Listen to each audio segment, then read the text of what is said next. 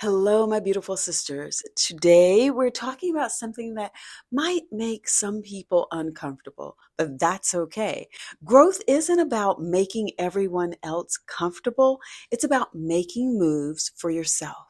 Have you ever felt like you're stuck in the same place? Not because you don't have talent, not because you don't have drive, but because your energy is scattered elsewhere. You're constantly responding to texts, getting caught up in conversations that drain you, scrolling endlessly, or saying yes to things you don't even want to do. Sis, it's time to ghost. Not out of pettiness, not out of avoidance, but out of purpose. If you want to focus on your goals, you have to disappear from distractions. You have to ghost the unnecessary and reintroduce yourself to discipline. Say hello. Sis, I get it. Ghosting it doesn't always feel natural. You feel like you're supposed to be available, like you have to explain yourself when you go quiet. You worry about how people will feel if you start to pull away. But let's be honest. How many times have you put yourself on the back burner to make sure that other people were comfortable? How many times have you delayed your own progress because you were too wrapped up in things that didn't even serve you? How much more time are you willing to lose?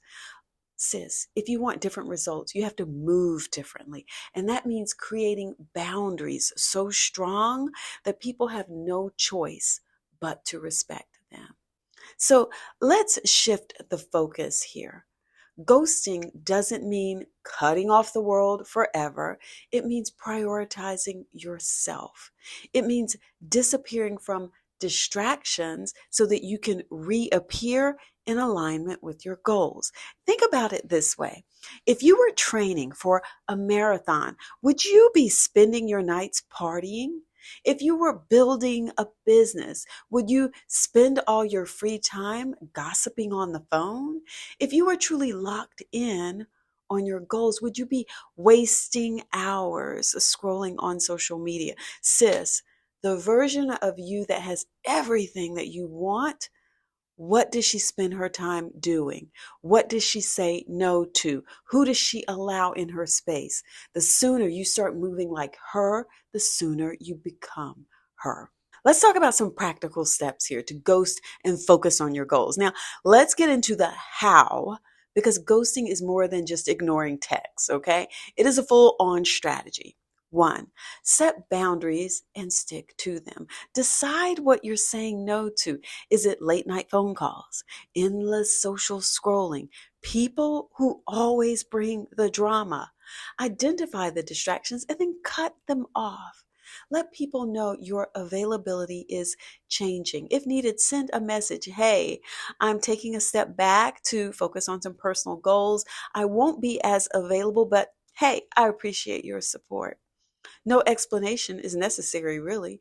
Enforce your boundaries. When people push, don't fold. If you said no, stand on it. Two, put your phone on do not disturb and use do not disturb mode to control your time. Allow only calls from close family or people who are part of your growth. Go through your phone and delete all those apps that waste your time or put time limits on them. If social media isn't making you money or adding value, why is it getting so much of your time? Stop responding to every message immediately. People will adjust when they see you're not always available. Three, create a daily focus routine. Wake up and start your day with intention before even checking your phone, before engaging with the outside world. Take time for you. Write down your top three priorities for the day. What needs to get done for your goals? Block out specific times for work and self care and personal growth. Keep a schedule so that distractions don't sneak in. Four, say no without guilt. Not every invite deserves a yes. Event, conversation, or commitment that isn't aligned with your goals, just skip it. Practice saying, I appreciate the invite, but I have to pass this time. No guilt, no over explaining. Remember, every time you say yes to something unnecessary, you are saying no to yourself. 5, find your ghost mode spaces. Have a go-to spot where you can focus. Maybe it's a coffee shop, a quiet corner in your home, or even a library. Eliminate this background noise, both physically and mentally. Use noise canceling headphones, play focus music, or just embrace silence. Make your workspace sacred. No unnecessary phone calls, no distractions, just you and your goals. And then number 6, track your progress. Keep a journal or a planner to track what you're accomplishing. When you see results, you'll be even more motivated to keep ghosting distractions. And then reflect weekly what worked, what stole your focus, and then adjust accordingly. And then finally, reappear when necessary, but on your terms. You don't have to be gone forever. Once you've built momentum, you can re-engage selectively. Check in with people who genuinely support you. Let them know, hey, you're still here, just focused. But maintain those boundaries that you set. Just because you're back doesn't mean you go back to the same old distractions, okay?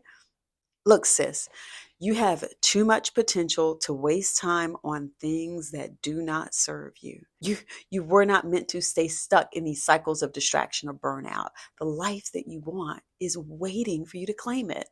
But here's the secret. Nobody is going to give you that time. You have to take it. You have to decide that your goals are worth more than temporary distractions.